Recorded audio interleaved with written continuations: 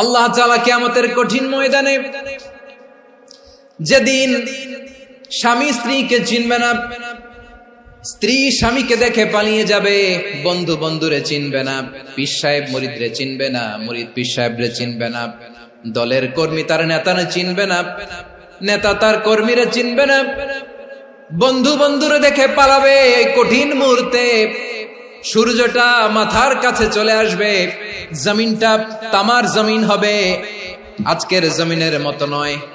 মানুষ ঘর্মাক্ত, ক্লান্ত, শ্রান্ত মাথার মগজগুলো কানের ছিদ্র আর নাকের ছিদ্র দিয়ে বেয়ে বেয়ে পড়বে। বিশ্বনবী ফরমান, কিয়ামতের ওই কঠিন ময়দানে 7 শ্রেণীর ব্যক্তিকে রব্বুল আলামিন তার আরশের নিচে ছায়া দিবেন। তার মধ্যে প্রথম শ্রেণীর ব্যক্তি হলো ইমামুন আদিল, যে ইনসাফের সাথে বিচার করে, যে জাস্টিস সমাজে সার্ভ করে, যে সুশাসন নিশ্চিত করে, ওই ইমামুন আদিল। আদিল শব্দটা বুঝছেন না? ইন্নাল্লাহা ইয়া'মুরু বিল আদল, পাইছেন? আদিল। 7 শ্রেণীর ব্যক্তিকে আল্লাহ তাআলা সুশীতল আরশের নিচে ছায়া দিবেন, যেদিন তার দেয়া ছায়া ছাড়া কোনো ছায়া থাকবে না। এর প্রথম হচ্ছে ইমামুন আদিল, ন্যায়পরায়ণ শাসক। চিল্লায় বলেন সুবহানাল্লাহ।